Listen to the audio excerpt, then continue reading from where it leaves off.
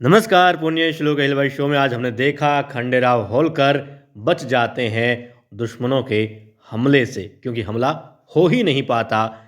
कुछ ईश्वर करते हैं और कुछ खंडेराव होलकर की प्रखर बुद्धि और युद्ध नीति, शस्त्र ज्ञान। जी हाँ, लेकिन इसके बाद क्या होता है, वो लोग पहुंच जाते हैं दिल्ली के दरबार में, बादशाह के सामने होते हैं और खंडेराव होलकर की वीरता की वहाँ पर खुद बादशाह तारीफ कर रहे होते हैं।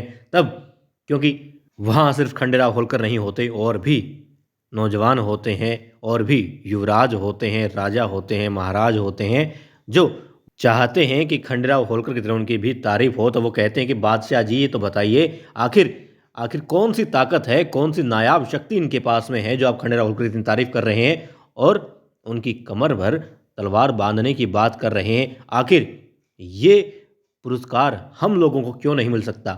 फिर खंडेराव होलकर, जी हाँ, फिर से ताव में आ जाते हैं, तलवार उठाते हैं और आर पार निकाल देते हैं। और जो ये बात कह रहा था वो इंसान घबरा जाता है, क्योंकि तलवार आर पार हो चुकी होती है। किसके? जी हाँ, खंडेराव होलकर की तलवार एक खंबे के आर पार होती है। अब खंडेराव होलकर कहते हैं कि यदि आप में से जो भी यहाँ मौजूद हैं, अपनी या कोई भी तलवार लेकर के उस तलवार को खंबे के आर पार निकाल दे, तो खंडेराव होलकर इस दरबार से बादशाह सलामत के सामने से वापस लौट जाएंगे, बिना अपनी कमर पर तलवार बंधवाए हुए। बताइए, शर्त कबूल है? अब कोई बेचारा क्या बोले, आखिर मयान से तो बाहर तलवार निकलती नहीं बादशाह सलामत के सामने।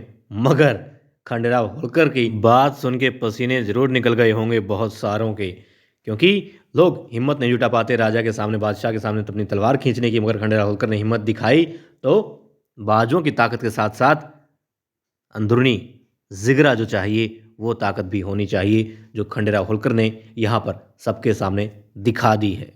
तो कल हम देखेंगे बादशाह के सामने दिल्ली में खंडेराव होलकर का जिगरा, उनकी बाजुओं की ताकत और वो सब जो वहाँ दिखाया जाएगा, क्योंकि इसके बाद में खंडेराव होलकर थोड़े ज़्यादा ही उत्साहित भी होंगे।